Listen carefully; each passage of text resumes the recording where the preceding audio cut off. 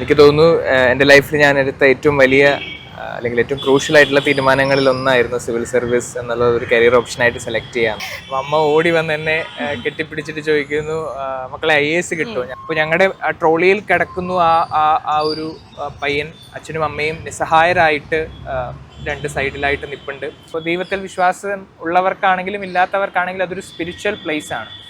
എല്ലാ ജാതി മതസ്ഥരും വരുന്ന ഒരു സ്ഥലമാണ്. നീറ്റ് പരീക്ഷ എഴുതുന്ന ഒരു 2020 ക്രിക്കറ്റ് കളിക്കുന്ന പോലെയാണ്. പക്ഷേ ഒരു സിവിൽ സർവീസ് പരീക്ഷ എന്ന് പറയുന്ന ടെസ്റ്റ് ക്രിക്കറ്റ് കളിക്കുന്ന പോലെയുമാണ്. സോഷ്യൽ മീഡിയ ഞാനൊരു പ്രൈവറ്റ് സ്പേസ് ആയിട്ടാണ് കാണുന്നത്. ജെൻസി കുട്ടികളെന്ന് പറയുന്നത് വളരെ ആക്റ്റീവ് ആയിട്ടുള്ള കുട്ടികളാണ്. സൂപ്പർ മാൻ അല്ലെങ്കിൽ സൂപ്പർ വുമൻ്റെ ഒരു പരിവേഷം തീർച്ചയായിട്ടും സിവിൽ സർവീസുകാർക്കില്ല. സിവിൽ സർവീസ് പ്രിപ്പറേഷൻ ഇറങ്ങുമ്പോൾ തന്നെ നമുക്കെപ്പോഴും ഒരു പ്ലാൻ ബിയും ഉണ്ടാകണം. കൊല്ലം എൻ്റെ സ്വന്തം നാടാണ്. അപ്പോൾ ട്രോളുകൾ വരുമ്പോൾ രണ്ട് രീതിയിൽ അതിനെതിരെ പ്രതികരിക്കാറുണ്ട്. വിവാഹം ഉടനുണ്ടാവോ? ഡോക്ടറാവാൻ ആഗ്രഹിച്ചു, അതിനുവേണ്ടി നന്നായി പരിശ്രമിച്ചു. അങ്ങനെ ഡോക്ടറായി തിരുവനന്തപുരം മെഡിക്കൽ കോളേജിലെത്തി. എന്നാൽ തൻ്റെ കഴിവുകൾ ആശുപത്രിയിൽ മാത്രം ഒതുങ്ങി നിൽക്കേണ്ടതല്ല എന്ന് മനസ്സിലായതോടെ സിവിൽ സർവീസ് എന്ന വലിയ സ്വപ്നത്തിലേക്ക് ചുവടുവെച്ചു. രണ്ടാം ശ്രമത്തിൽ തന്നെ IASകാരനായി. ആ ഡോക്ടറായ IASകാരനാണ് ഇന്ന് നമുക്കൊപ്പമുള്ളത്. സാമൂഹ്യനീതി വകുപ്പ് director doctor Arun S. Nair IAS. Welcome sir. Civil സർവീസിലെത്തിയിട്ടിപ്പോൾ 6 വർഷമായി. അപ്പോൾ അന്നെടുത്ത ആ തീരുമാനം എത്രത്തോളം ശരിയായിരുന്നു എന്നാണ് ഇപ്പോൾ തോന്നുന്നത്? എനിക്ക് തോന്നുന്നു എൻ്റെ ലൈഫിൽ ഞാൻ എടുത്ത ഏറ്റവും വലിയ അല്ലെങ്കിൽ ഏറ്റവും ക്രൂഷ്യൽ ആയിട്ടുള്ള തീരുമാനങ്ങളിൽ ഒന്നായിരുന്നു സിവിൽ സർവീസ് എന്നുള്ള ഒരു കരിയർ ഓപ്ഷനായിട്ട് സെലക്ട് ചെയ്യുക എന്നുള്ളത്. അപ്പോൾ ഏകദേശം 5.5-6 വർഷത്തോളമാകുന്നു സർവീസിലേക്ക് വന്നിട്ട്. അപ്പോൾ ഞാൻ അന്ന് എന്തുകൊണ്ട് ഒരു സിവിൽ സർവീസ് ഓഫീസർ ആകണം എന്നുള്ള എൻ്റെ ഒബ്ജക്റ്റീവ്സ് എന്തൊക്കെയായിരുന്നു, അതേ ഒബ്ജക്റ്റീവ്സ് ഒക്കെ തന്നെയാണ് ഇപ്പോഴും മനസ്സിലുള്ളത്. അതേ രീതിയിൽ തന്നെ ഒരു വലിയ പ്ലാറ്റ്ഫോം നമുക്ക് നമ്മുടെ നാടിന് വേണ്ടിയിട്ടും അതുപോലെ തന്നെ ജനങ്ങൾക്ക് വേണ്ടിയിട്ടും ഒക്കെ പ്രവർത്തിക്കാൻ കഴിയുന്നുണ്ട്. അതുവഴി നമുക്കൊരു ജോബ് സാറ്റിസ്ഫാക്ഷൻ കണ്ടെത്താൻ സാധിക്കുന്നുണ്ട് എന്നുള്ളതാണ്. ഈ ഒരു കാലയളവിനിടയിൽ ഏറ്റവും എക്സൈറ്റ്മെൻ്റ് ഉണ്ടാക്കിയ ഒരു സർവീസ് അനുഭവം എന്തായിരിക്കും? ഒരുപാട് കാര്യങ്ങളുണ്ട് അങ്ങനെ ചോദിക്കുകയാണെങ്കിൽ. അതിലൊന്ന് എനിക്ക് തോന്നുന്നു എൻ്റെ ട്രെയിനിങ് പീരീഡ് തന്നെ സ്റ്റാർട്ട് ചെയ്യുന്നത് കോവിഡിൻ്റെ സമയത്താണ്. അപ്പോൾ ഞാൻ കൊല്ലത്ത് അസിസ്റ്റൻറ്റ് കളക്ടറായിട്ട് ജോലി ചെയ്യുന്ന സമയത്താണ് കോവിഡിൻ്റെ 2ാമത്തെ വേവ് വരുന്നത്. അപ്പോൾ അന്ന് നമുക്കറിയാം ലോകം മുഴുവൻ വളരെ പേടിച്ച് നിൽക്കുന്ന ഒരു സമയമായിരുന്നു. അപ്പോൾ അന്ന് ഒരു ഡോക്ടറും കൂടി ആയതുകൊണ്ട് തന്നെ അന്നത്തെ ജില്ലാ കളക്ടർ കോവിഡുമായിട്ട് ബന്ധപ്പെട്ട കുറേയേറെ പ്രവർത്തനങ്ങളിൽ എന്നെ നോഡൽ ഓഫീസറാക്കി. അപ്പോൾ അന്ന് കോവിഡിന് വേണ്ടി എല്ലാ വകുപ്പുകളുമായിട്ടും ചേർന്ന് പ്രവർത്തിക്കാനായിട്ട് സാധിച്ചു. അപ്പോൾ നമ്മൾ മുൻപൊന്നും കണ്ടിട്ടില്ലാത്ത രീതിയിലുള്ള സിറ്റുവേഷൻ ആയിരുന്നു. അപ്പോൾ തീരുമാനങ്ങൾ എടുക്കുമ്പോൾ നമുക്ക് ഒരു പ്രസിഡൻസ് ഒന്നും ഇല്ല. അപ്പോൾ നമ്മൾ ഒരു പരീക്ഷണാർത്ഥം തീരുമാനങ്ങൾ എടുക്കേണ്ടതായിട്ട് വരും. അപ്പോൾ എനിക്ക് തോന്നുന്നു അന്ന് ചെയ്ത കുറേയേറെ പ്രവർത്തനങ്ങൾ, കൊല്ലത്ത് ഒരു 1000 കിടക്കകൾ ഉള്ള ഒരു സ്പെഷ്യൽ ഹോസ്പിറ്റൽ ഉണ്ടാക്കുന്നത് തൊട്ട് നമുക്ക് കൊല്ലത്ത് ഒരു മനുഷ്യൻ പോലും ഓക്സിജൻ കിട്ടാതെ മരണപ്പെടേണ്ടി വന്നില്ല എന്നുള്ളത് വരെയുള്ള എല്ലാ കാര്യങ്ങളും ഒരു ടീം വർക്കായിട്ട് ചെയ്തു തീർക്കാൻ സാധിച്ചു എന്നുള്ളത് തന്നെ കരിയറിൻ്റെ തുടക്കത്തിൽ തന്നെ ഒരു വലിയ അനുഭവമായിരുന്നു. അതിനുശേഷം ഇടുക്കിയിലേക്ക് പോകുമ്പോൾ നമുക്കറിയാം ഇടുക്കിയിലെ ഭൂമി പ്രശ്നങ്ങൾ എന്നും ഒരു കീറാമുട്ടിയായിട്ടുള്ളൊരു കാര്യമാണ്. അപ്പോൾ അവിടെ നടന്ന കയ്യേറ്റം ഒഴിപ്പിക്കലുകളും അതുപോലെ തന്നെ സർക്കാർ ഭൂമി തിരിച്ചു പിടിക്കലും ഒക്കെ വളരെ എക്സൈറ്റഡ് ആയിട്ടുള്ള ഒരു കാര്യമായിരുന്നു. പിന്നെ എനിക്ക് തോന്നുന്നു ഏറ്റവും എക്സൈറ്റഡ് ആയ ശബരിമല ഡ്യൂട്ടിയാണ്. 2 സീസണിൽ ശബരിമല ADM ആയിട്ട് പ്രവർത്തിക്കാനായിട്ട് സാധിച്ചു. പിന്നെ ഇപ്പോൾ ഞാൻ എൻട്രൻസ് പരീക്ഷാ കമ്മീഷണറാണ്. അതോടൊപ്പം തന്നെ സാമൂഹ്യനീതി വകുപ്പിൻ്റെയും സ്റ്റേറ്റ് ഹെൽത്ത് ഏജൻസിയുടെയും ചാർജുകളും ഉണ്ട്. അപ്പോൾ എനിക്ക് തോന്നുന്നു സോഷ്യൽ സെക്ടറുമായി ബന്ധപ്പെട്ടതാണ് ആരോഗ്യം, സാമൂഹ്യനീതി, വിദ്യാഭ്യാസം ഇതെല്ലാം വരുന്നത്. അപ്പോൾ ഞാൻ ഇന്ന് വർക്ക് ചെയ്യാൻ ആഗ്രഹിച്ചതും ഒരു സോഷ്യൽ സെക്ടർ മേഖലകളിലാണ്. അപ്പോൾ ഈ വകുപ്പുകളും പഠിച്ചു വരികയാണ്. എനിക്ക് തോന്നുന്നു കൂടുതൽ ഭാവിയിലേക്ക് കോൺട്രിബ്യൂട്ട് ചെയ്യാൻ സാധിക്കുമെന്നാണ് വിശ്വാസം. ഹൗസ് സർജൻസി സമയത്ത് ഒരു പേഷ്യൻറ്റുമായി റിലേറ്റീവ് ഉണ്ടായ ഒരു അനുഭവം അത് സിവിൽ സർവീസിലേക്ക് ചിന്തിപ്പിച്ചു എന്ന് സാറ് പറഞ്ഞ് കേട്ടിട്ടുണ്ട്. ആ അനുഭവം ഒന്നുകൂടി ഷെയർ ചെയ്യാമോ? ഹൗസ് സർജൻസി സമയത്ത് നമുക്കറിയാം ഞാൻ ട്രിവാൻഡ്രം മെഡിക്കൽ കോളേജിലാണ് പഠിച്ചത്. അപ്പോൾ ട്രിവാൻഡ്രം മെഡിക്കൽ കോളേജിൽ വരുന്ന രോഗികളെ നമ്മളിപ്പോൾ നോക്കുകയാണെങ്കിൽ നമ്മുടെ സമൂഹത്തിൽ ഏറ്റവും പാവപ്പെട്ട രോഗികളായിരിക്കും ട്രിവാൻഡ്രം മെഡിക്കൽ കോളേജിലേക്ക് വരുന്നത്.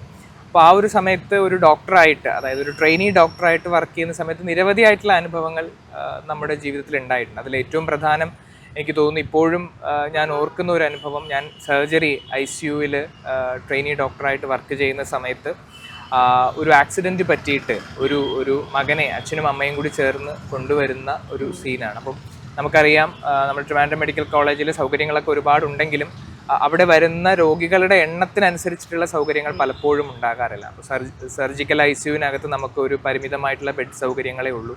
അപ്പോൾ ഈ അച്ഛനും അമ്മയും മകനെ ഈ ICUവിലേക്ക് കൊണ്ടുവരുന്നു, ബെഡ് ചോദിക്കുന്നു. അപ്പോൾ നമുക്ക് ഈ ഒരു ബെഡ് കൊടുക്കാനുള്ള സൗകര്യം അന്ന് അവിടെ ഉണ്ടായിരുന്നില്ല. നമ്മൾ സമീപത്തുള്ള സ്വകാര്യ ആശുപത്രിയിലൊക്കെ നമ്മൾ കോൺടാക്ട് ചെയ്തു, എവിടെയെങ്കിലും ബെഡ് അവൈലബിൾ ആണെന്ന്. അപ്പോൾ 1-2 സ്വകാര്യ ആശുപത്രിയിൽ ബെഡ് ഉണ്ട്, അങ്ങോട്ടേക്ക് ഷിഫ്റ്റ് ചെയ്യാൻ പറ്റുമെന്നുള്ള ഒരു വാർത്ത നമുക്ക് കിട്ടും. അപ്പോൾ നമ്മൾ എനിക്ക് തോന്നുന്നു ഒരു 25 വയസ്സ് നമ്മുടെയൊക്കെ ഒരു പ്രായം, ആ ഒരു സമയത്തുള്ള പ്രായമായിരുന്നു ആ കുട്ടിക്ക്. അപ്പോൾ നല്ല ഹെഡ് ഇഞ്ചുറി ആയിരുന്നു. ICU സേവനം എന്തായാലും അയാൾക്ക് വേണം, അത് വെന്റിലേറ്റർ സൗകര്യങ്ങളും അയാൾക്ക് വേണം, ഇല്ലെങ്കിൽ ചിലപ്പോൾ ജീവൻ നഷ്ടമാകും എന്നുള്ളതാണ്. പക്ഷേ ഈ അച്ഛനോടും അമ്മയോടും നമ്മൾ പറയുകയാണ്, അടുത്തുള്ള സ്വകാര്യ ആശുപത്രിയിൽ കൊണ്ടുപോയാൽ ചിലപ്പോൾ മകനെ സേവ് ചെയ്യാനായിട്ട് പറ്റും എന്ന് പറയുമ്പോൾ സ്വന്തം മകൻ്റെ ജീവനായിട്ട് പോലും അവർ പറഞ്ഞ് ഞങ്ങൾക്ക് കൊണ്ടുപോകാനുള്ള ത്രാണിയില്ല എന്നവർ പറയുകയാണ്. അപ്പോൾ ഞങ്ങളുടെ ആ ട്രോളിയിൽ കിടക്കുന്നു ആ ഒരു പയ്യൻ. അച്ഛനും അമ്മയും നിസ്സഹായരായിട്ട് 2 സൈഡിലായിട്ട് നിൽപ്പുണ്ട്. അപ്പോൾ തന്നെ വളരെ ക്രിട്ടിക്കലായിട്ടുള്ള ഒരു അവസ്ഥയിലേക്ക് ആ കുട്ടിയുടെ അവസ്ഥ മാറുകയാണ്. അപ്പോൾ കൊണ്ടുപോകുന്നില്ല. പിന്നെയും ഞങ്ങളൊരു അരമണിക്കൂറോളം ഇവരെ കൗൺസിൽ ചെയ്യാൻ ശ്രമിക്കുകയാണ്, എങ്ങനെയെങ്കിലും കൊണ്ടുപോകും, നമുക്ക് പിന്നീട് കടം വാങ്ങിയിട്ടാണെങ്കിലും നമുക്ക് എങ്ങനെയെങ്കിലും ജീവൻ രക്ഷിക്കാമല്ലോ എന്നൊക്കെ ചോദിക്കും. അപ്പോൾ അവർക്ക് സ്വന്തമായിട്ട് വീടില്ല, അങ്ങനെ കുറേയേറെ ബുദ്ധിമുട്ടുകൾ അവർ പറയുന്നു, കരഞ്ഞുകൊണ്ട് പറഞ്ഞതാണ്.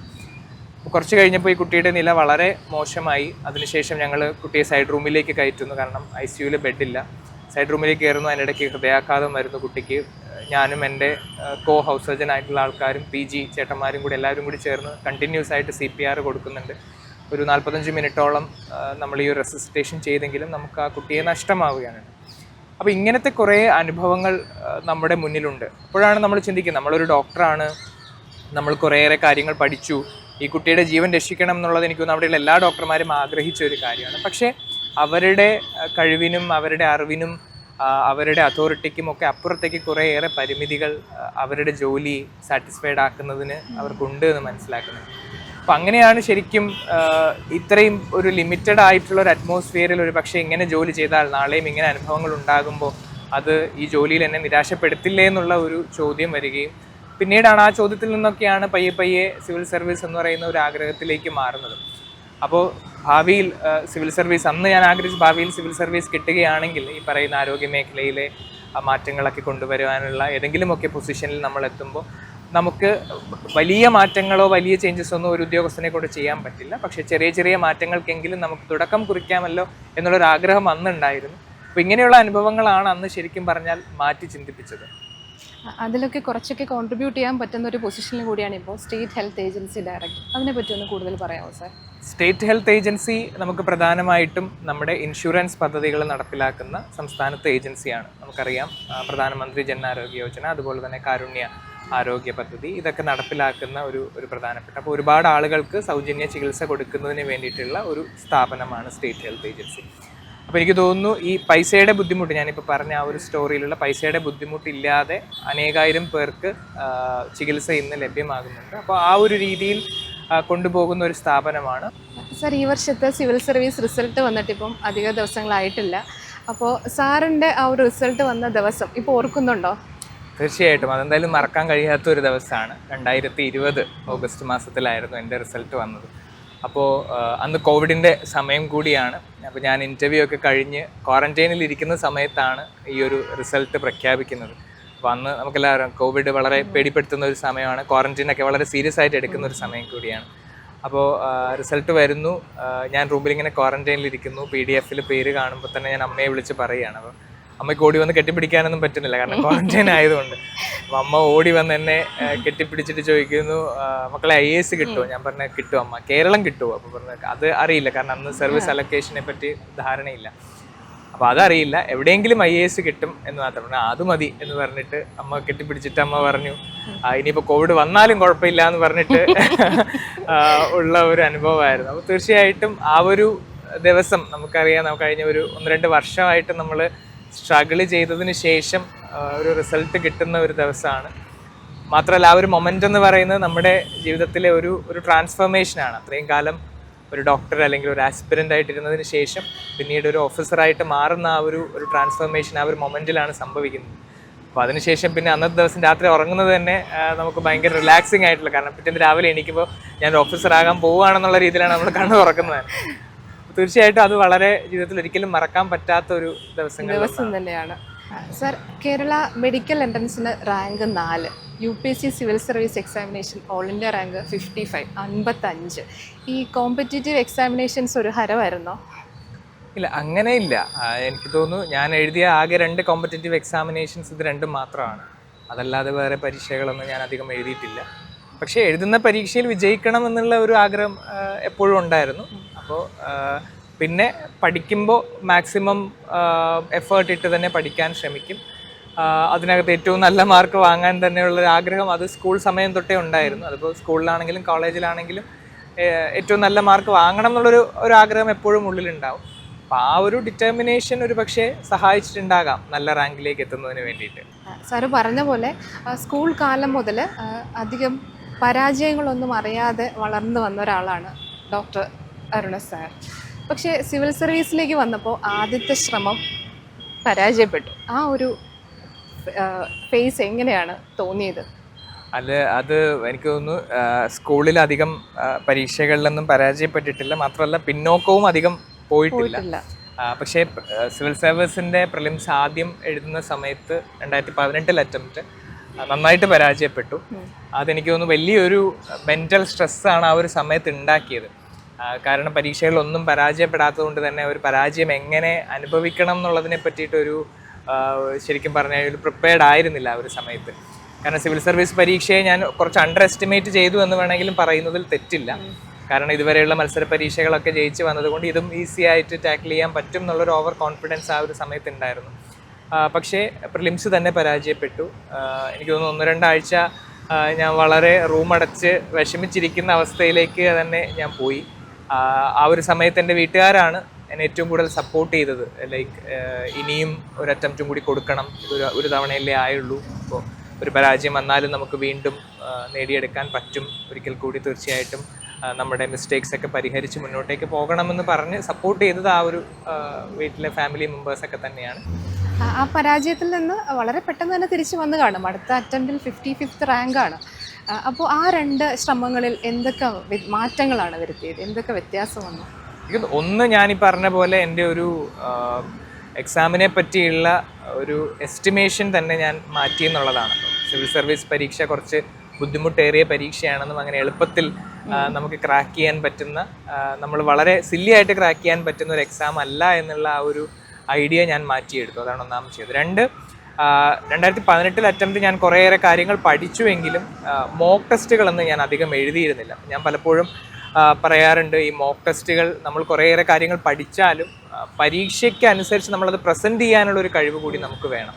അപ്പോൾ അത് മോക്ക് ടെസ്റ്റുകളിലൂടെയാണ് നമ്മൾ മനസ്സിലാക്കുക, നമ്മൾ പഠിക്കുന്ന കാര്യങ്ങൾ എങ്ങനെ പ്രസൻറ്റ് ചെയ്യുന്നു എന്നുള്ളത്. അപ്പോഴാണ് മിസ്റ്റേക്സ് വരികയും നമ്മളത് കറക്റ്റ് ചെയ്യുകയും ചെയ്തത്. അപ്പോൾ ആ മോക്ക് ടെസ്റ്റുകൾ പ്രോപ്പറായിട്ട് ചെയ്തു എന്നുള്ളതാണ് 2ാമത്തെ അറ്റംപ്റ്റിൽ എന്നെ ഒരു വലിയ വ്യത്യാസം പ്രിപ്പറേഷൻ സ്ട്രാറ്റജിയിൽ ഉണ്ടാക്കിയത്. 3, ആദ്യത്തെ അറ്റംപ്റ്റിൽ കൂടുതൽ ഞാൻ ക്ലാസ്സുകളൊക്കെ അറ്റൻഡ് ചെയ്യുകയാണ് ചെയ്തത്. അപ്പോൾ പഠിക്കാനുള്ള സമയം വളരെ കുറവായിരുന്നു. അപ്പോൾ ഒരു രാവിലെ തുടങ്ങി വൈകുന്നേരം വരെ ക്ലാസ്സുകളാണെങ്കിൽ പിന്നെ നമ്മുടേതായിട്ടുള്ളൊരു പ്രിപ്പറേഷന് സമയം ഉണ്ടാവില്ല. പക്ഷെ 2ാമത്തെ അറ്റംപ്റ്റിലേക്ക് വന്നപ്പോൾ ഞാൻ ക്ലാസ്സുകളൊന്നും അറ്റൻഡ് ചെയ്തിരുന്നില്ല. കഴിഞ്ഞ വർഷം അറ്റൻഡ് ചെയ്ത അതേ ക്ലാസ് നോട്ടുകൾ തന്നെയാണ് ഉപയോഗിച്ചത്. പിന്നീട് ഫുൾ ടൈം പ്രിപ്പറേഷന് വേണ്ടി തന്നെ ഇരിക്കുകയാണ് ചെയ്തത്. അപ്പോൾ എനിക്ക് കുറച്ചും കൂടി സമയം എൻ്റെ ഒരു പ്രിപ്പറേഷന് വേണ്ടിയിട്ട് മാത്രമായിട്ട് കിട്ടി. അപ്പോൾ ഈ 3 വ്യത്യാസങ്ങളാണ് പ്രധാനമായിട്ടും ആ ഒരു ഫെയിൽഡ് അറ്റംപ്റ്റിൽ നിന്ന് ഒരു സക്സസ്ഫുൾ അറ്റംപ്റ്റിലേക്ക് എന്നെ കൊണ്ടുവന്നത്. അപ്പോൾ ആ ഒരു അനുഭവം വെച്ചിട്ട് സിവിൽ സർവീസ് ആസ്പിറൻസ് ഒരിക്കലും ചെയ്തുകൂടാത്ത ഒരു കാര്യം അല്ലെങ്കിൽ കാര്യങ്ങൾ എന്തൊക്കെയാണെന്നാണ് സാറിന് പറയാനുള്ളത്? ഒന്ന്, സിവിൽ സർവീസ് പരീക്ഷയെ സംബന്ധിച്ചിടത്തോളം 2 കാര്യങ്ങൾ, അത് ഒരു മെൻ്റൽ പ്രിപ്പറേഷൻ എന്ന് പറയുമ്പോൾ ഓവർ കോൺഫിഡൻസും പാടില്ല, സെൽഫ് ഡൗട്ടും പാടില്ല എന്ന് ഞാൻ പറയും. നമ്മൾ ഈ പരീക്ഷ വളരെ സിമ്പിളാണെന്ന് വെച്ചിട്ട് നമ്മൾ അണ്ടർ എസ്റ്റിമേറ്റ് ചെയ്യാൻ പാടില്ല. കാരണം അത് പരീക്ഷയെ അണ്ടർ എസ്റ്റിമേറ്റ് ചെയ്യുന്നതല്ല, നമ്മളോടൊപ്പം പ്രിപ്പയർ ചെയ്യുന്നവരെ അണ്ടർ എസ്റ്റിമേറ്റ് ചെയ്യുകയാണ്. അപ്പോൾ എല്ലാ കുട്ടികളും ഈ ഒരു പരീക്ഷ ക്രാക്ക് ചെയ്യണം എന്നുള്ള ആ ഒരു ഉദ്ദേശ ലക്ഷ്യത്തോടു കൂടി ആയിരിക്കും പഠിക്കുന്നുണ്ടാവുക. അപ്പോൾ നമ്മൾ മാത്രമാണ് പഠിക്കുന്നതെന്ന് നമ്മൾ ഒരിക്കലും ഓവർ കോൺഫിഡൻസ് ഉണ്ടാകാൻ പാടില്ല. എല്ലാവരും ആത്മാർത്ഥമായി തന്നെ പഠിക്കുന്നുണ്ടാവും. അതൊന്ന്. 2, സെൽഫ് ഡൗട്ടാണ്. നമുക്കിത് പറ്റുമോ എന്നുള്ള ചോദ്യം പലർക്കും ഉണ്ടാകാറുണ്ട്. നമ്മൾ നന്നായിട്ട് ആത്മാർത്ഥമായിട്ട് പ്രിപ്പയർ ചെയ്താൽ പറ്റുമെന്നുള്ള, അതായത് എനിക്ക് തീർച്ചയായിട്ടും അത് പറ്റും എന്നുള്ള ആ ഒരു സെൽഫ് ഡൗട്ട് നമ്മുടെ മനസ്സിൽ നിന്ന് മാറ്റിയെടുക്കുക. അപ്പോൾ ഇത് തമ്മിലുള്ളൊരു ബാലൻസ് നമുക്ക് എപ്പോഴും വേണം. രണ്ട്, നമ്മുടെ സിവിൽ സർവീസ് ആസ്പിറൻസ് നോക്കുമ്പോൾ എല്ലാ കാര്യങ്ങളും പഠിക്കാനായിട്ട് നമുക്ക് പറ്റില്ല. അപ്പോൾ നമ്മുടെ ഈ ഒരു എക്സാമിന് വേണ്ടിയിട്ട് പലപ്പോഴും തെറ്റിദ്ധാരണയാണ് സിവിൽ സർവീസ് ക്ലിയർ ചെയ്യുന്നവർക്ക് എല്ലാത്തിനെ പറ്റിയും അറിവുണ്ടാകുന്നുള്ളത്. അങ്ങനെ എല്ലാ കാര്യങ്ങളും നമുക്ക് പഠിക്കാൻ പറ്റില്ല.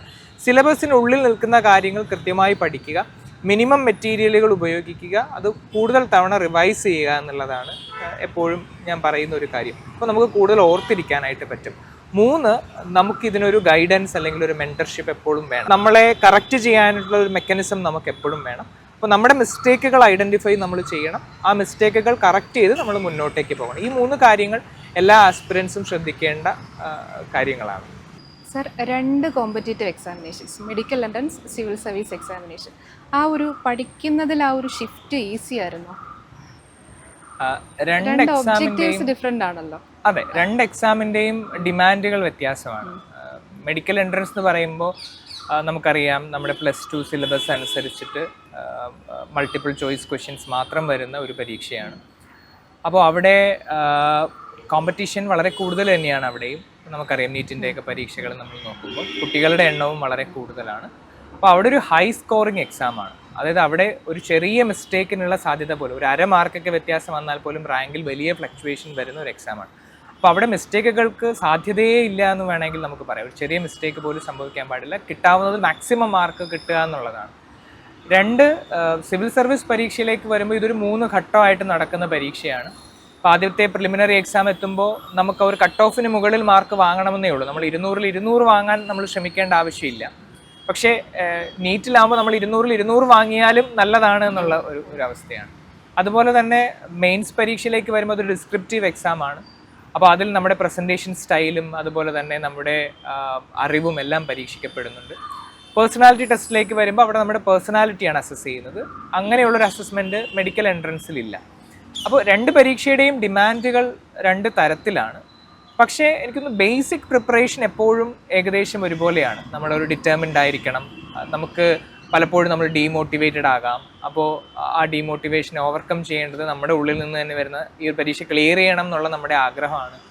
അതോടൊപ്പം തന്നെ നമുക്കൊരു സപ്പോർട്ടീവ് മെക്കാനിസം നമ്മുടെ ഫ്രണ്ട്സോ പാരൻസോ ഫാമിലിയോ ഒക്കെ ഈ 2 പരീക്ഷകളിലും ആവശ്യമുണ്ട്. അതുപോലെ തന്നെ സിലബസുകൾ കവർ ചെയ്യുന്നതിൽ 2 പരീക്ഷകളും കഴിയാവുന്നിടത്തോളം സിലബസുകൾ കവർ ചെയ്യാൻ നമ്മൾ നോക്കണം. ഇങ്ങനെയുള്ള കാര്യങ്ങളൊക്കെ എനിക്ക് തോന്നുന്നു 2 പരീക്ഷയിലും ഒരുപോലെയാണ്. പക്ഷേ സ്ട്രാറ്റജി വ്യത്യാസമാണ്. അതൊരു എനിക്ക് വളരെ സിമ്പിളായിട്ട് പറഞ്ഞു കഴിഞ്ഞാൽ ഇപ്പോൾ നീറ്റ് പരീക്ഷ എഴുതുന്ന ഒരു 2020 ക്രിക്കറ്റ് കളിക്കുന്ന പോലെയാണ്. പക്ഷേ ഒരു സിവിൽ സർവീസ് പരീക്ഷ എന്ന് പറയുന്ന ടെസ്റ്റ് ക്രിക്കറ്റ് കളിക്കുന്നത് പോലെയുമാണ്. അപ്പോൾ നമ്മുടെ പ്രിപ്പറേഷൻ ഏകദേശം സെയിം ആയിരിക്കും, പക്ഷെ ഗ്രൗണ്ടിലുള്ള സ്ട്രാറ്റജി വ്യത്യാസമായിരിക്കും എന്നുള്ളത്. സബ്ജക്ട്സിൽ എന്തെങ്കിലും ബുദ്ധിമുട്ട് വന്നിട്ടുണ്ട്? ഇപ്പോൾ സയൻസ് ഓറിയൻറ്റഡ് എക്സാം ആയിരുന്നു നീറ്റൊക്കെ വരുന്നത്. അപ്പോൾ സിവിൽ സർവീസിലേക്ക് വരുമ്പോൾ കറണ്ട് അഫയേഴ്സ് വരും, history, geography, political science, social science, complete subjects വരും. അപ്പോൾ ഏതെങ്കിലും സബ്ജക്ട്സിൽ ബുദ്ധിമുട്ടിയിരുന്നോ? ഏതെങ്കിലും ഒരു പ്രത്യേക സബ്ജക്റ്റ് അങ്ങനെ ബുദ്ധിമുട്ടായിട്ട് തോന്നിയിട്ടില്ല. കറണ്ട് അഫയേഴ്സ് ഒക്കെ ശീലം ഉണ്ടായിരുന്നു വായിച്ചു സ്കൂൾ കാലഘട്ടത്തിലെ? പേപ്പർ വായിക്കുമായിരുന്നു. അതായത് സ്കൂളിലും കോളേജിലും ഒക്കെ പഠിക്കുന്ന സമയത്ത് തന്നെ കണ്ടിന്യൂസ് എല്ലാ ദിവസവും പേപ്പർ വായിക്കുന്ന ഒരു ശീലം, അതൊരു ഇപ്പോൾ കറണ്ട് അഫയേഴ്സ് അല്ലെങ്കിൽ നോളജിന് വേണ്ടി മാത്രമല്ല, ഒരു ഹാബിറ്റ് പോലെ പേപ്പർ വായിക്കുന്ന ഒരു ശീലം ഉണ്ടായിരുന്നു. അതിനപ്പുറത്തേക്ക് ഏതെങ്കിലും ഒരു സബ്ജക്റ്റിൽ ബുദ്ധിമുട്ടായിട്ട് തോന്നിയിട്ടില്ല.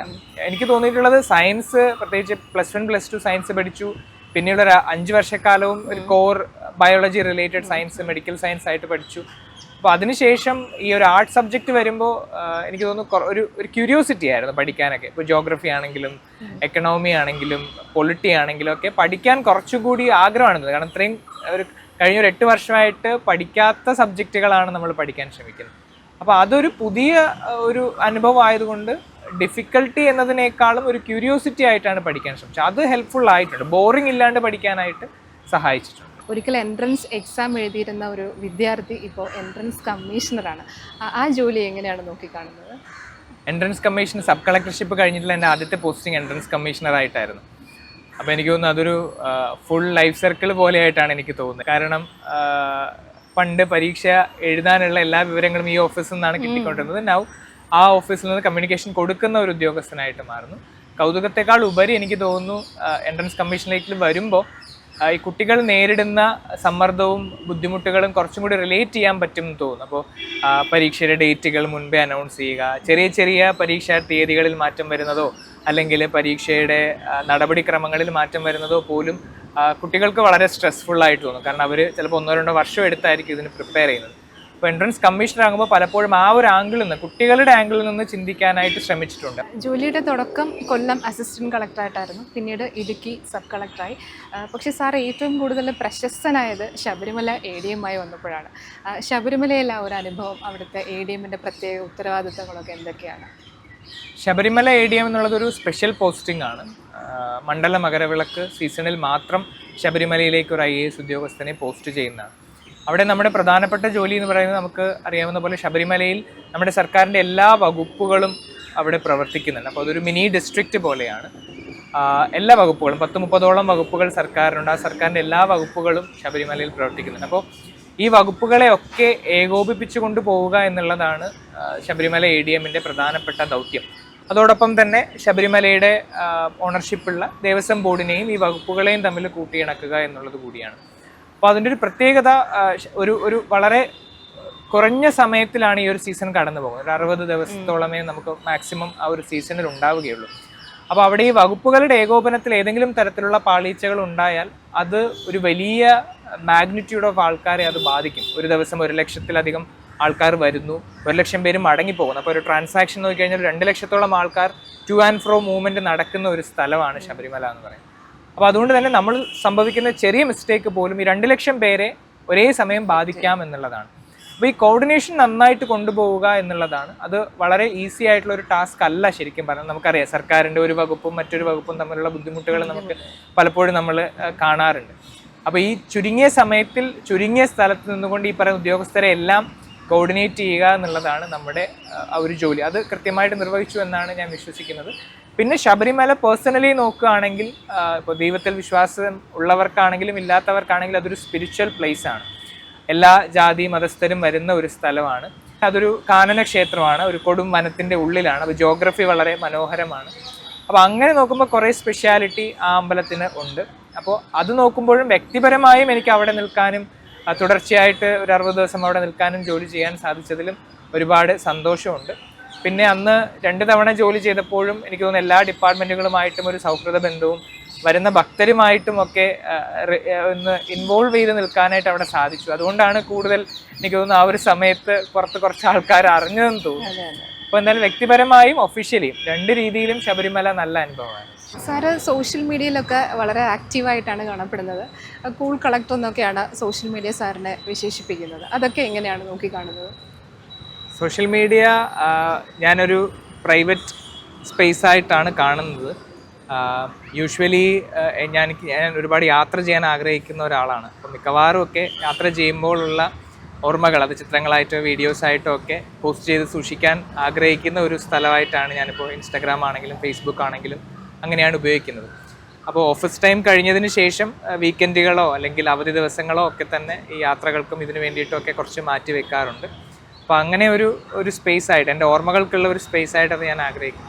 അതോടൊപ്പം തന്നെ എനിക്കൊന്ന് സോഷ്യൽ മീഡിയയിൽ അങ്ങനെ ഒരു ഉപയോഗമുള്ളത് കൊണ്ട് തന്നെ ആളുകളും കൂടുതൽ കണക്റ്റ് ആകാനായിട്ട് സോഷ്യൽ മീഡിയ ഇപ്പോൾ സഹായിക്കുന്നുണ്ട്. അപ്പോൾ ഇവൻ പരാതികളും പരിഭവങ്ങളും ഒക്കെ ആണെങ്കിലും ഓഫീസ് റിലേറ്റഡ് സാധനങ്ങളാണെങ്കിലും സോഷ്യൽ മീഡിയയിലൂടെ ആളുകൾ അയക്കാനായിട്ട് ശ്രമിക്കുന്നുണ്ട്. അപ്പോൾ എനിക്ക് തോന്നുന്നു ജനങ്ങളുമായിട്ട് കൂടുതൽ സംവദിക്കാനുള്ള ഒരു അവസരം കൂടിയായിട്ട് സോഷ്യൽ മീഡിയ മാറുന്നുണ്ട്. ഇപ്പോൾ പേഴ്സണൽ ഒരു സോഷ്യൽ മീഡിയ പോളിസി എന്ന് പറഞ്ഞാൽ എന്തായിരിക്കാം? സോഷ്യൽ മീഡിയ പോളിസി എനിക്ക് തോന്നുന്നു മറ്റുള്ളവരെ ശല്യപ്പെടുത്താത്ത രീതിയിൽ നമുക്ക് സോഷ്യൽ മീഡിയ ഉപയോഗിക്കുകയാണെങ്കിൽ യാതൊരു ബുദ്ധിമുട്ടും ഇല്ല. അതായത് ഇപ്പോൾ നമുക്കറിയാമല്ലോ, സോഷ്യൽ മീഡിയയുടെ മിസ്യൂസുകൾ നമ്മൾ പലപ്പോഴും കാണാറുണ്ട്. അപ്പോൾ ബാക്കിയുള്ളവരെ ശല്യപ്പെടുത്താതിരിക്കുക എന്നുള്ളതാണ് സോഷ്യൽ മീഡിയയിൽ നമ്മൾ ചെയ്യുന്ന കാര്യം. അപ്പോൾ നമ്മളൊരു ഫിസിക്കൽ സ്പേസിൽ നമ്മൾ എങ്ങനെയാണോ മറ്റൊരാളിൻ്റെ പ്രൈവസിയെയും മറ്റൊരാളിൻ്റെ ഡിഗ്നിറ്റിയെയും നമ്മൾ റെസ്പെക്റ്റ് ചെയ്യുന്നത്, അതേ രീതിയിൽ തന്നെ സോഷ്യൽ മീഡിയയും ഇപ്പോൾ ഉപയോഗിക്കണം എന്നുള്ളതാണ് എൻ്റെ അഭിപ്രായം. സാർ, ഇപ്പോൾ ഒരു ജെൻസി യുഗമാണ്. അപ്പം പുതിയ കാലത്തിൻ്റെ ഭാഷ പഴയ തലമുറയിലുള്ളവർക്ക് മനസ്സിലാകാത്തൊരവസ്ഥയൊക്കെ ഉണ്ട്. സിവിൽ സർവീസിൽ ആ ഒരു മാറ്റം ഫീൽ ചെയ്യാറുണ്ടോ സർവീസിനുള്ളിൽ? ഞാൻ എന്തായാലും ജെൻസി കൂട്ടത്തിനകത്ത് വരുന്ന ആളല്ല. അപ്പോൾ അതുകൊണ്ട് ഞങ്ങൾ 90s കിഡ്സ് എന്ന് പറയുന്ന ആൾക്കാരാണ് ഞങ്ങളൊക്കെ. പക്ഷേ സിവിൽ സർവീസിലും ആ ഒരു മാറ്റം ചെറിയ തോതിലെങ്കിലും വരുന്നു എന്നാണ് എൻ്റെ ഒരു വിശ്വാസം. എനിക്ക് ജെൻസിയിലുള്ള ആൾക്കാർ സർവീസിലേക്ക് വരുന്നേ ഉണ്ടാകുകയുള്ളൂ. പക്ഷേ കൂടുതൽ കൂടുതൽ യങ് ആയിട്ടുള്ള ആളുകൾ സിവിൽ സർവീസിലേക്ക് വരുമ്പോൾ തീർച്ചയായിട്ടും നമ്മുടെ അഡ്മിനിസ്ട്രേറ്റീവ് സിസ്റ്റത്തിലും ആ ഒരു മാറ്റം നമുക്ക് കാണുന്നുണ്ട്. അപ്പോൾ പഴയ രീതിയിലുള്ള ഒരു സിസ്റ്റമോ അല്ലെങ്കിൽ പഴയ രീതിയിലുള്ള എങ്ങനെ പരാതി പരിഹാര സംവിധാനങ്ങളോ അല്ല നമുക്കിപ്പോൾ നിലവിലുള്ളത്. ഒരു ജെൻസി കുട്ടികളെന്ന് പറയുന്നത് വളരെ ആക്റ്റീവായിട്ടുള്ള കുട്ടികളാണ്. അത് ചോദ്യം ചോദിക്കാൻ കഴിവുള്ള, പ്രശ്നങ്ങൾ ഉയർത്തി കാണിക്കാൻ കഴിവുള്ള ഒരു യുവതലമുറയാണ് വരുന്നത്. അപ്പോൾ എനിക്ക് തോന്നുന്നു ഒരു പഴയ അതായത് ഇപ്പോൾ ഒരു പോലീസുകാരനെയോ അല്ലെങ്കിൽ IAS ഒക്കെ കാണുമ്പോൾ എണീച്ച് നിന്ന് ബഹുമാനിക്കുന്ന തരത്തിലുള്ള ആ ഒരു ബഹുമാനം ഇപ്പോൾ മാറിയിട്ടുണ്ട്. പക്ഷേ വേറൊരു തരത്തിലാണ് അവരിപ്പോൾ ഒരു ബഹുമാനം നൽകുന്നത്. അപ്പോൾ അതിനനുസരിച്ച് നമ്മളും തീർച്ചയായിട്ടും മാറണം, ഇല്ലെങ്കിൽ നമ്മുടെ സിസ്റ്റവും പഴഞ്ചനായി പോകുമെന്നുള്ളതാണ് എൻ്റെ ഒരു തോന്നൽ. ഈ സീനിയർ IAS ഓഫീസേഴ്സിൻ്റെ എക്സ്പീരിയൻസസ്, അവരുടെ ഉപദേശങ്ങളൊക്കെ അഡ്മിനിസ്ട്രേഷനിൽ ഡിസിഷൻ മേക്കിങ്ങിലൊക്കെ എങ്ങനെയൊക്കെയാണ് സഹായിക്കാറ്? തീർച്ചയായിട്ടും ഇപ്പം നമ്മൾ വളരെ ഇപ്പോൾ ഞാനൊരു 6 വർഷം ആയതേ ഉള്ളൂ സർവീസിലേക്ക് വന്നത്. പ്രൊബേഷൻ 2 വർഷം കൂടി ഒഴിവായി കഴിഞ്ഞാൽ 4 വർഷത്തെ എക്സ്പീരിയൻസ് ആണുള്ളത്. അപ്പോൾ നമ്മൾ പലപ്പോഴും വളരെ ക്രിട്ടിക്കലായിട്ടുള്ള തീരുമാനങ്ങൾ എടുക്കുമ്പോൾ അല്ലെങ്കിൽ ശരി ചെയ്ത് തെറ്റ് ചെയ്ത് എന്നുള്ള ഒരു ഡൈലമ വരുന്ന സമയത്ത്, അങ്ങനെയുള്ള സമയങ്ങളിലൊക്കെ സീനിയേഴ്സ് ആയിട്ടുള്ള ഉദ്യോഗസ്ഥരുടെ സഹായം നമ്മൾ ചോദിക്കാറുണ്ട്.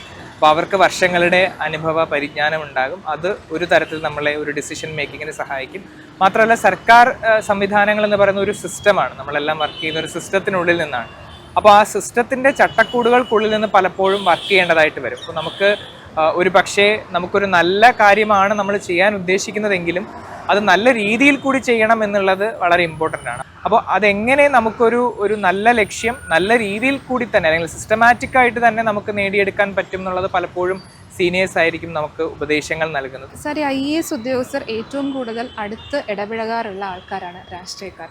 അപ്പോൾ രാഷ്ട്രീയക്കാരുമായിട്ടുള്ള അനുഭവം എങ്ങനെയാണ്? പ്രത്യേകിച്ച് നമ്മുടെ മന്ത്രിസഭയിലൊക്കെ ഉൾപ്പെടെയുള്ള രാഷ്ട്രീയ നേതാക്കളുമായിട്ടൊക്കെ ഉള്ള പേഴ്സണലിയുള്ള അനുഭവങ്ങളൊക്കെ എന്തൊക്കെയാണ്? രാഷ്ട്രീയ നേതാക്കളുമായിട്ടെല്ലാം ഒരു പ്രൊഫഷണൽ കണക്ഷനാണ് ഇതുവരെ ഉണ്ടായിട്ടുള്ളത്. സാധാരണഗതിയിൽ നമ്മളൊരു സിവിൽ സർവൻ്റൊക്കെ ആകുമ്പോൾ നാട്ടുകാരുടെ ഒരു പെർസെപ്ഷൻ ഉണ്ട്, നമ്മൾ രാഷ്ട്രീയക്കാർക്ക് വേണ്ടി ജോലി ചെയ്യുന്നു എന്നുള്ള രീതിയിൽ. പക്ഷേ എനിക്കിതുവരെ അങ്ങനെ തോന്നിയിട്ടില്ല. എനിക്ക് തോന്നുന്നു ഞാൻ കണ്ടിട്ടുള്ള രാഷ്ട്രീയക്കാരും അല്ലെങ്കിൽ ജോലി ചെയ്തിട്ടുള്ള രാഷ്ട്രീയക്കാരിൽ മെജോറിറ്റി ആൾക്കാരും വളരെ നോളജബിൾ ആയിട്ടുള്ള, വളരെ നല്ല പ്ലാനിങ് ഉള്ള, നല്ല ദീർഘവീക്ഷണമുള്ള ആളുകൾ തന്നെയാണ്. അതുകൊണ്ടാണ് അവർ പൊളിറ്റിക്സിൽ പിടിച്ചു നിൽക്കുന്നത്. ഈ അഡ്മിനിസ്ട്രേഷനിലൊക്കെ ഈ രാഷ്ട്രീയ നേതാക്കളിൽ നമുക്ക് എന്തൊക്കെ പഠിക്കാൻ പറ്റുമെന്ന് തോന്നിയിട്ടുണ്ട്? എനിക്ക് ഏറ്റവും അവരിൽ നിന്ന് പഠിക്കാൻ പറ്റുന്ന ഒന്ന് അവരുടെ പ്ലാനിങ് തന്നെയാണ്. അവരുടെ ഇപ്പോൾ ഒരു പരിപാടികളിൽ പങ്കെടുക്കുന്നത് തൊട്ട് അവരുടെ ഇപ്പോൾ കോൺസ്റ്റിറ്റ്യുവൻസിയിലുള്ള ജനങ്ങൾക്ക് ആവശ്യമായിട്ടുള്ള കാര്യങ്ങൾ ചെയ്തു തീർക്കുന്നത് വരെയുള്ള ഒരു മൈക്രോ പ്ലാനിങ്, അത് പല രാഷ്ട്രീയക്കാരും വളരെ വിദഗ്ധമായി ചെയ്യുന്ന ഒന്നാണ്. 2, അവർക്ക് ജനങ്ങളുമായിട്ടുള്ളൊരു കമ്മ്യൂണിക്കേഷൻ, അത് പലപ്പോഴും നമ്മൾ കണ്ടുപഠിക്കേണ്ടുന്ന ഒരു കാര്യമാണ്. കാരണം അവർ ഇലക്ഷന് തീർച്ചയായിട്ടും നിന്ന് വോട്ട് നേടേണ്ട ആളുകളാണ്. എന്നിരുന്നാലും അവർക്ക് ജനങ്ങളുമായിട്ട് അവർ സംവദിക്കുന്നത് എങ്ങനെയാണ്, പ്രശ്നങ്ങൾ എങ്ങനെയാണ് കേൾക്കുന്നത്, എങ്ങനെയാണ് അഡ്രസ്സ് ചെയ്യുന്നത്, ഇങ്ങനെയുള്ള കാര്യങ്ങളൊക്കെ എനിക്ക് തോന്നുന്നു ഒരു ബ്യൂറോക്രാറ്റിനും തീർച്ചയായിട്ടും പഠിക്കാനായിട്ട് പറ്റും, ജനങ്ങളുമായിട്ട് കൂടുതൽ ഇടപഴകാനായിട്ട് പറ്റും. 3, അവർ ചെയ്യുന്ന ഹോംവർക്കാണ്. നമ്മൾ ഈ സിനിമകളിലൊക്കെ കാണുന്നത് പോലെ IASകാർക്ക് അത്രയും രാഷ്ട്രീയ പൊളിറ്റിക്കൽ പ്രഷർ ഉണ്ടാവാറുണ്ടോ? എൻ്റെ ഇതുവരെയുള്ള അനുഭവത്തിൽ ഇല്ല. അത് എനിക്ക് തോന്നുന്നു ഓരോ വ്യക്തി അധിഷ്ഠിതമായിരിക്കുമെന്നാണ് എനിക്ക് തോന്നുന്നത്. പക്ഷേ നമ്മൾ സിനിമയിൽ കാണുന്നത് പോലെയുള്ള ദുരനുഭവങ്ങളൊന്നും ഇതുവരെ ഉണ്ടായിട്ടില്ല. സിനിമകളിലൊക്കെ നമ്മുടെ സിവിൽ സർവീസ് ഉദ്യോഗസ്ഥർക്ക്, പ്രത്യേകിച്ച് ഈ IASകാർക്കും IPSകാർക്കും ഒക്കെ ഭയങ്കര സ്റ്റാർ സ്റ്റാറ്റസ് ആണ്. റിയൽ IASകാർക്ക് അങ്ങനെ ഫീൽ ചെയ്യാറുണ്ടോ? എനിക്ക് തോന്നുന്നു അത്രയും വലിയൊരു സ്റ്റാർ സ്റ്റാറ്റസ് റിയൽ ലൈഫിൽ നമുക്ക് കിട്ടാറില്ല. പലപ്പോഴും പലരും സിവിൽ സർവീസിലേക്ക് വരുന്നത് ചിലപ്പോൾ ഇതൊക്കെ കണ്ടിട്ടായിരിക്കും എന്നും തോന്നാറുണ്ട് ആസ്പിറൻസുമായിട്ടൊക്കെ സംസാരിക്കുമ്പോൾ.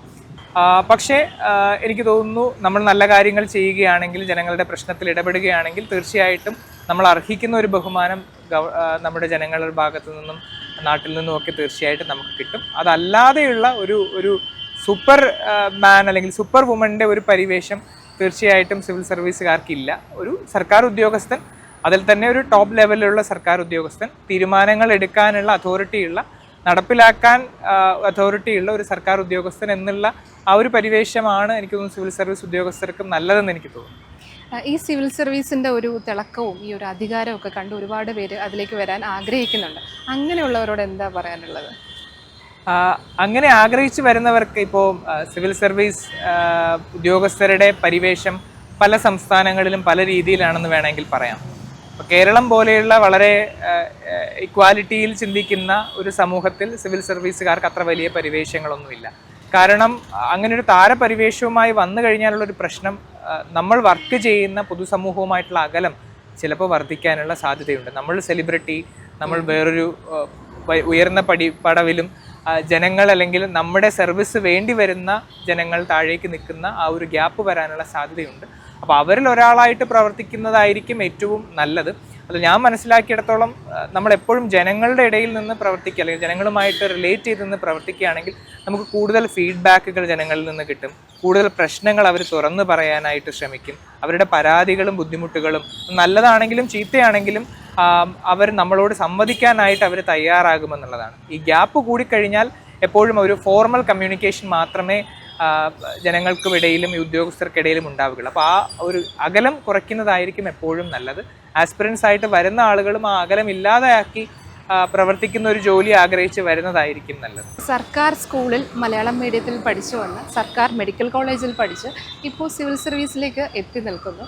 അപ്പോൾ ഈ ഭാഷ എവിടെയെങ്കിലും ഒരു തടസ്സമായിട്ട് തോന്നിയിരുന്നോ തുടക്കകാലത്ത് ആസ് ആൻ ആസ്പിറൻറ്റ്?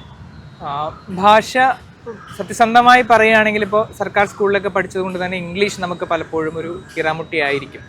മലയാളത്തിൽ ചിലപ്പോൾ നമുക്ക് നന്നായിട്ട് സംസാരിക്കാൻ പറ്റുമെങ്കിലും മിക്കവാറും കുട്ടികൾക്കൊക്കെ ഇംഗ്ലീഷിലൊരു ബുദ്ധിമുട്ടുണ്ടാകും. അത് ഇംഗ്ലീഷ് പരിജ്ഞാനം കുറവുള്ളത് കൊണ്ടായിരിക്കില്ല, അവർക്കൊരു സഭാകമ്പം ഉണ്ടായിരിക്കും. നമ്മൾ സംസാരിക്കുമ്പോൾ നമ്മൾ പറയുന്നത് തെറ്റായിരിക്കുമോ എന്നുള്ളൊരു പേടിയുള്ളത് കൊണ്ടായിരിക്കാം, ഇങ്ങനെയുള്ള ബുദ്ധിമുട്ടുകൾ ഉള്ളത് കൊണ്ടായിരിക്കും.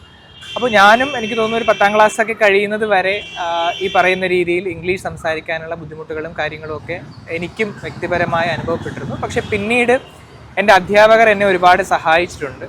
ഹയർ സെക്കൻഡറി സമയത്ത് ഇംഗ്ലീഷ് സംസാരിക്കാൻ വേണ്ടിയിട്ടും ഇംഗ്ലീഷ് കൈകാര്യം ചെയ്യാൻ വേണ്ടിയിട്ട് ഒരു ആത്മവിശ്വാസം തരാനായിട്ട് അവർക്ക് തീർച്ചയായിട്ടും സാധിച്ചിട്ടുണ്ട്. അപ്പോൾ അതാണ് എൻ്റെ ലൈഫിൽ ആ ഒരു വിഷയത്തിൽ കമ്മ്യൂണിക്കേഷൻ സ്കില്ലിൽ ഒരു ടേണിംഗ് പോയിന്റ് ആയിട്ട് മാറിയത്. പക്ഷേ കുട്ടികളോട് പറയാനുള്ളത് ഈ പറയുന്ന ആ ഒരു പേടി, അല്ലെങ്കിൽ നമ്മൾ ഇംഗ്ലീഷ് കൈകാര്യം ചെയ്യുമ്പോൾ നമ്മൾ എന്തെങ്കിലും തെറ്റ് പറ്റുമോ എന്നുള്ള ഒരു പേടി ഒഴിവാക്കി നമ്മുടെ ആശയങ്ങൾ കമ്മ്യൂണിക്കേറ്റ് ചെയ്യാനുള്ള ഒരു ടൂളായിട്ട് മാത്രം ഇംഗ്ലീഷ് ലാംഗ്വേജിനെ കണക്കാക്കുക എന്നുള്ളതാണ് പറയാനുള്ളത്. ഇപ്പോൾ മലയാളം നമ്മൾ സംസാരിക്കുമ്പോൾ ഒരുപാട് മിസ്റ്റേക്കുകൾ നമുക്ക് വരും. നമ്മൾ മലയാളത്തിൽ ഗ്രാമാറ്റിക് അല്ലെങ്കിൽ അങ്ങനെയുള്ള കാര്യങ്ങളൊന്നും പരിശോധിച്ചിട്ടല്ലല്ലോ നമ്മൾ സംസാരിക്കുന്നത്. അപ്പോൾ ഇംഗ്ലീഷിനെയും അതുപോലെ തന്നെ ഉപയോഗിക്കുക എന്നുള്ളതാണ്. ഒരു പേടി മാറ്റിയെടുത്താൽ തന്നെ നമ്മൾ പകുതിയിലധികം വിജയിച്ചു എന്ന് വേണമെങ്കിൽ നമുക്ക് പറയാം. സാർ, ഒരുപാട് വിദ്യാർത്ഥികളുടെ ഒരു റോൾ മോഡലാണ് ഇപ്പോൾ ഡോക്ടർ അരുണസ് നായർ. സോഷ്യൽ മീഡിയയിലൊക്കെ ഒരുപാട് ഫോളോവേഴ്സൊക്കെ ഉണ്ട്. അപ്പോൾ സിവിൽ സർവീസ് ആഗ്രഹിക്കുന്ന അങ്ങനെ കുട്ടികളോട് എന്താണ് പറയാനുള്ളത്? ഒന്ന്, സിവിൽ സർവീസ് ആഗ്രഹിക്കുന്നവരോട് പറയാനുള്ളത് ഇതൊരു അപ്രാപ്യമായിട്ടുള്ള ഒരു പരീക്ഷയോ അല്ലെങ്കിൽ ഒരു സെലക്ഷൻ പ്രോസസ്സോ അല്ല. നമ്മൾ ഡിറ്റർമിൻഡ് ആയിട്ട് പരിശ്രമിക്കുകയാണെങ്കിൽ തീർച്ചയായിട്ടും നമുക്ക് ക്ലിയർ ചെയ്യാൻ പറ്റുന്ന ഒരു എക്സാമാണ് സിവിൽ സർവീസ്. 2, സിവിൽ സർവീസിലേക്ക് വരുന്ന എല്ലാവരോടും ഞാൻ പലപ്പോഴും പറയാറുള്ളതാണ്, നിങ്ങൾ എന്തുകൊണ്ട് ഈ പരീക്ഷ എഴുതുന്നു അല്ലെങ്കിൽ എന്തുകൊണ്ട് ഈ ജോലി നിങ്ങൾ തിരഞ്ഞെടുക്കുന്നു എന്നുള്ളതിനെപ്പറ്റി ഓരോരുത്തർക്കും ഒരു ധാരണയുണ്ടാകും. അത് പലർക്കും പല കാരണങ്ങളായിരിക്കാം. പക്ഷേ ആ ഒരു കാരണം, ആ ഒരു വ്യക്തത നമുക്കെപ്പോഴും വേണം. കാരണം അതാണ് പിന്നീട് ജോലിയിലും നമ്മളെ ഡ്രൈവ് ചെയ്യാൻ പോകുന്ന ഫോഴ്സ് എന്ന് പറയുന്നത്.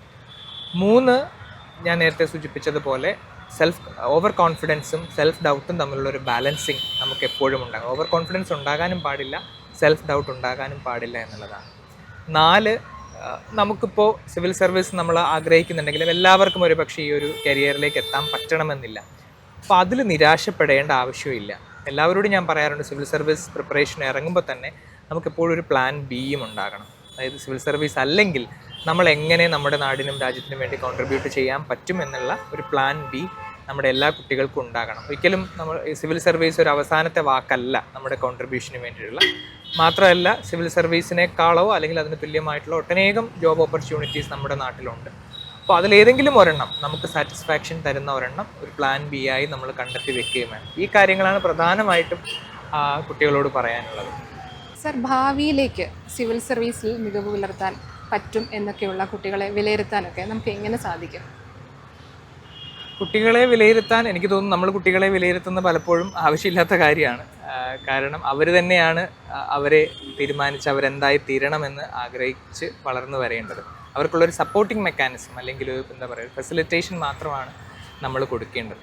അപ്പോൾ കുട്ടികൾ ചെറിയ പ്രായത്തിൽ തന്നെ ഒരു പക്ഷേ അതിൻ്റെ കോർ പ്രിപ്പറേഷൻ ഒന്നും ഒരിക്കലും ചെയ്യേണ്ടതായിട്ട് വരില്ല. ഇപ്പോൾ ഹൈസ്കൂളിലോ ഹയർ സെക്കൻഡറിയിലോ ഒക്കെ പഠിക്കുമ്പോൾ തന്നെ എനിക്ക് തോന്നുന്നില്ല സിവിൽ സർവീസിൻ്റെ കോർ പ്രിപ്പറേഷൻ അപ്ലൈ ചെയ്യണമെന്ന് തോന്നുന്നില്ല. പക്ഷേ ആ ഒരു സമയത്ത് ഇതിന് വേണ്ടിയിട്ടുള്ള ഒരു ആറ്റിറ്റ്യൂഡ് ഡെവലപ്പ് ചെയ്യാൻ നമുക്ക് കുട്ടികളെ സഹായിക്കാവുന്നതാണ്. അതിലൊന്ന് ഇങ്ങനൊരു കരിയർ ഓപ്ഷൻ ഉണ്ട് എന്നുള്ളത് നമ്മുടെ നാട്ടിലെ സാധാരണക്കാരായ കുട്ടികളെ പരിചയപ്പെടുത്തുക എന്നുള്ളതാണ്.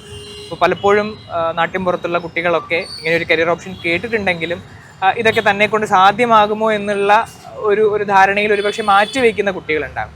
അപ്പോൾ ഇങ്ങനൊരു കരിയർ ഓപ്ഷൻ ഉണ്ടെന്നും അത് നിങ്ങൾക്കും സാധ്യമാകുമെന്നും നമ്മുടെ കുട്ടികൾക്ക് ആ ഒരു എക്സ്പോഷർ കൊടുക്കുക എന്നുള്ളതാണ് ഏറ്റവും പ്രധാനം. ഇതൊന്ന് ഞാനൊക്കെ സ്കൂളിൽ പഠിക്കുന്ന സമയത്ത് കിട്ടാതെ പോയതും ആ ഒരു എക്സ്പോഷർ ആണ് എന്ന് എനിക്ക് തോന്നുന്നു. പല കുട്ടികൾക്കും കിട്ടാതെ പോയിട്ടുള്ളത് ആ ഒരു എക്സ്പോഷർ ആയിരിക്കാം. 2, ഈ സിവിൽ സർവീസിന് ആവശ്യമായിട്ടുള്ള ഒരു ആറ്റിറ്റ്യൂഡ് കുട്ടികളിൽ ഡെവലപ്പ് ചെയ്തെടുക്കുക.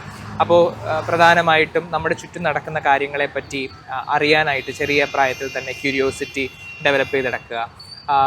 പ്യുവർ ആയിട്ടുള്ളൊരു അക്കാഡമിക് ബേസിൽ മാത്രം, അല്ലെങ്കിൽ മാർക്ക് വാങ്ങുക എന്നുള്ളത് മാത്രമല്ലാതെ നമ്മുടെ ചുറ്റും നടക്കുന്ന പ്രശ്നങ്ങൾ എന്തൊക്കെയാണ്, നമ്മുടെ നാട് നേരിടുന്ന പ്രശ്നങ്ങൾ എന്തൊക്കെയാണ്, അതിന് പരിഹാരങ്ങൾ നമുക്ക് എന്തൊക്കെ ചെയ്യാൻ പറ്റും, നമുക്ക് എങ്ങനെയൊക്കെ അതിന് പരിഹാരം കണ്ടെത്താൻ പറ്റും, ഇങ്ങനെയുള്ള ഒരു ആറ്റിറ്റ്യൂഡും കുട്ടികളിൽ വളർത്തിയെടുക്കാൻ നമുക്ക് ചെറിയ പ്രായത്തിൽ തന്നെ ചെയ്യാം.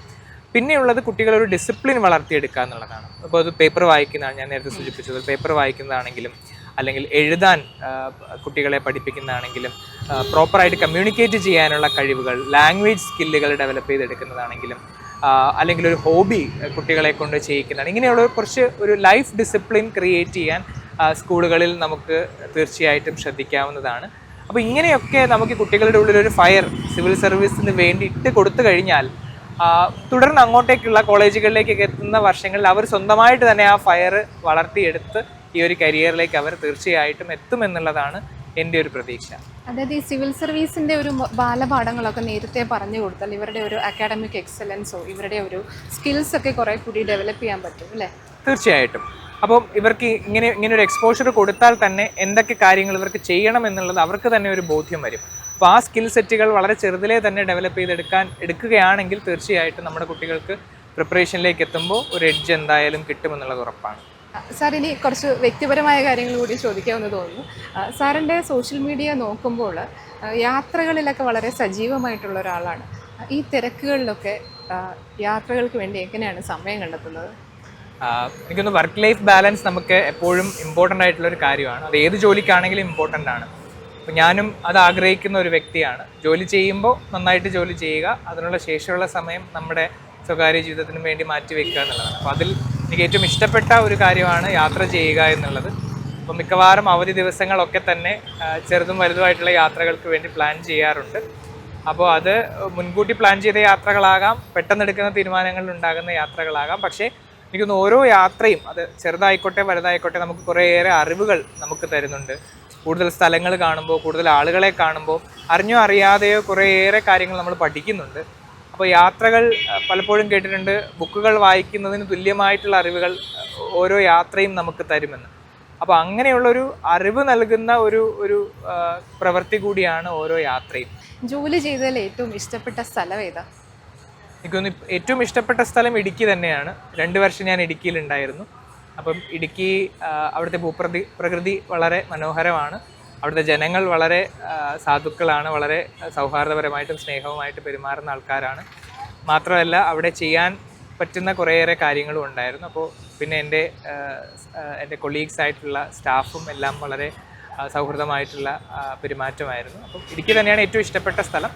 അതിനുശേഷം എനിക്ക് തോന്നുന്നു ശബരിമല, അതൊരു സ്പെഷ്യൽ എൻക്ലേവ് പോലത്തെ ഒരു സ്ഥലമാണ്. അവിടെയും വർക്ക് ചെയ്യാൻ ഇഷ്ടമായിരുന്നു. സാറ് ബേസിക്കലി കൊല്ലംകാരനാണ്, കൊല്ലം ജില്ലയിലെ കടയ്ക്കൽ സ്വദേശിയാണ്. ജോലിയുടെ തുടക്കം കൊല്ലം അസിസ്റ്റൻറ്റ് കളക്ടറായിട്ടായിരുന്നു. കൊല്ലം ജില്ലയെ പറ്റി പൊതുവേ സോഷ്യൽ മീഡിയയിലൊക്കെ ഒരുപാട് ട്രോളുകൾ വരാറുണ്ട്. എന്താണ് കൊല്ലത്തിനെ പറ്റി പറയാനുള്ളത്? കൊല്ലം എൻ്റെ സ്വന്തം നാടാണ്. അപ്പോൾ ട്രോളുകൾ വരുമ്പോൾ 2 രീതിയിൽ അതിനെതിരെ പ്രതികരിക്കാറുണ്ട്. ഒന്ന്, എനിക്ക് തോന്നുന്നു നെഗറ്റീവായിട്ടുള്ള ട്രോളുകളാണ് പലപ്പോഴും നമ്മുടെ നാടിനെ പറ്റി പറയാറുള്ളത്. ഒന്ന്, നമ്മൾ മനസ്സിലൊന്നും വെക്കാതെ പെരുമാറുന്ന ആൾക്കാരാണ് എന്നുള്ള രീതിയിൽ നമ്മൾ പറയാറുണ്ട്. പിന്നെ എനിക്ക് തോന്നുന്നു ഈ ട്രോളുകൾ ഇപ്പോൾ ഒറ്റപ്പെട്ട സംഭവങ്ങൾ പലപ്പോഴും ഉണ്ടാകുന്നതായിരിക്കാം ട്രോളുകളായിട്ട് മാറ്റുന്നത്. ഇപ്പോൾ ഈ കൊല്ലത്തിനെ ട്രോളുകൾ വരുന്ന പല സംഭവങ്ങളും പല ജില്ലകളിലും നടക്കുന്നുണ്ടെങ്കിലും കൊല്ലത്തിന് വരുമ്പോൾ അതിൻ്റെ ഒരു മാഗ്നിറ്റ്യൂഡ് കുറച്ച് കൂടുതലായിരിക്കും എന്നുള്ളതാണ്. അപ്പോൾ പലപ്പോഴും ഞാൻ എൻ്റെ സുഹൃത്തുക്കളോട് എന്നെയൊക്കെ കളിയാക്കുമ്പോൾ പറയുന്നത് ഇത് തന്നെയാണ്, ഞങ്ങൾ മനസ്സിലൊന്നും വെക്കാതെ മുഖം നോക്കാതെ നടപടിയെടുക്കുന്ന ആൾക്കാരാണ് എന്നുള്ള രീതിയിൽ തന്നെ പറഞ്ഞ് അതിനെ ഒരു ഒരു ലൈറ്റർ വെർഷനിൽ എടുക്കാനാണ് ശ്രമിക്കാറ്. ഫാമിലിയെ പറ്റി ഒന്ന് പറയാമോ? ഫാമിലി അച്ഛൻ, അമ്മ, അനിയത്തി എന്നിവരടങ്ങുന്നതാണ് ഫാമിലി. അച്ഛൻ ആർമിയിലായിരുന്നു, അവിടെ നിന്ന് റിട്ടയറായി. അമ്മ ഹൗസ് വൈഫാണ്. അനിയത്തിയുണ്ട്. അനിയത്തി BSc അഗ്രികൾച്ചറാണ് പഠിച്ചത്. അതിനുശേഷം അവളിപ്പോൾ റൂറൽ മാനേജ്മെൻറ്റിൽ PG ചെയ്തുകൊണ്ടിരിക്കുകയാണ്. അമ്മൂമ്മ വൈറലായ ഒരു അമ്മൂമ്മയുണ്ട് സാറിന്. അതെ, അമ്മൂമ്മ അത് അമ്മയുടെ അമ്മയായിരുന്നു. അമ്മൂമ്മ അതിൻ്റെ രണ്ട് സൈഡിൽ, പറ്റേണൽ ആൻഡ് മറ്റേണൽ സൈഡിൽ ഗ്രാൻഡ് പാരൻസിൽ ഇപ്പോൾ അമ്മയുടെ അമ്മ മാത്രമാണ് ഉള്ളത്. അപ്പോൾ അമ്മൂമ്മ ഇടുക്കിയിൽ അമ്മൂമ്മയെ കൊണ്ടുപോയ ഒരു ചിത്രമാണ് വൈറലായത്. എനിക്ക് തോന്നുന്നു വളരെ ചെറുതിലേ തന്നെ അമ്മൂമ്മയായിട്ട് അപ്പൂപ്പനുമായിട്ടൊക്കെ വളരെ അറ്റാച്ച്ഡ് ആയിട്ടുള്ള ഒരു കുട്ടിയായിരുന്നു. അപ്പോൾ ആ ഒരു സ്നേഹം ഇപ്പോഴും, ആ ഒരു ആത്മബന്ധം ഇപ്പോഴും നിലനിർത്താറുണ്ട്. അപ്പം ഇടുക്കിയിൽ സബ് കളക്ടർ ആയിരുന്ന സമയത്ത് അമ്മയെ കൊണ്ടുപോകണം എന്നുള്ളത് വലിയ ആഗ്രഹമായിരുന്നു. ഓഫീസിലൊക്കെ കൊണ്ടുപോകണം എന്നുള്ളൊരു ആഗ്രഹമായിരുന്നു. അപ്പോൾ ജോലിയൊക്കെ കിട്ടിക്കഴിഞ്ഞപ്പോൾ അമ്മൂമ്മയെ ഇടുക്കിയിൽ കൊണ്ടുപോയി അവിടെ ഒരു മാസത്തോളം ക്വാർട്ടേഴ്സിൽ നിർത്തി. അതിൻ്റെ ഇടയിലാണ് ഓഫീസിൽ വരികയും അങ്ങനെ ഒരു ചിത്രം എടുക്കാനുള്ളൊരു അവസരമൊക്കെ കിട്ടിയത്. ഒരുപാട് ആരാധകരുള്ള ഡോക്ടർ അരുണേസ് നായരോട് ഒഴിവാക്കാൻ പറ്റാത്തൊരു ചോദ്യം, വിവാഹം ഉടനുണ്ടാവോ? ഉടനെ ഉണ്ടാവില്ല എന്നുള്ളതാണ് ഇപ്പം പറയാൻ പറ്റുന്ന ഒരു കാര്യം. ഒന്ന്, വിവാഹത്തിനെ പറ്റി അധികം അങ്ങനെ ആലോചിച്ച് തുടങ്ങിയിട്ടില്ല. വ്യക്തിപരമായി ഇപ്പോൾ എനിക്ക് തോന്നുന്നു ഈ ഒരു യൂത്ത് മുഴുവൻ അങ്ങനെ ഒരു ട്രെൻഡിലാണ് എന്ന് തോന്നുന്നു. അപ്പോൾ അത് എന്തായാലും ഉടനെ ഒരു റീസെൻറ്റ് ഫ്യൂച്ചറിൽ എന്തായാലും ഉണ്ടാകില്ല എന്നുള്ളതാണ്. സർ, സർവീസിൽ ഇപ്പോൾ 6 വർഷമായി. ഇനിയും വലിയ ഉത്തരവാദിത്തങ്ങൾ കാത്തിരിക്കുന്നുണ്ട്. ജില്ലാ കളക്ടർ ഉൾപ്പെടെയുള്ള ഗ്ലാമർ റോളുകളിൽ ഉടനെ തന്നെ കാണാൻ പറ്റട്ടെ എന്ന് ആഗ്രഹിക്കുന്നു. മുന്നോട്ടുള്ള യാത്രയ്ക്ക് എല്ലാവിധ ആശംസകളും. ഓരോ ചുവടും വിജയിക്കട്ടെ എന്ന് ആത്മാർത്ഥമായി ആശംസിക്കുന്നു. ഇത്രയും നേരം ഞങ്ങളോടൊപ്പം ചെലവഴിച്ചു തന്നെ ഒരുപാട് നന്ദി. Thank you sir.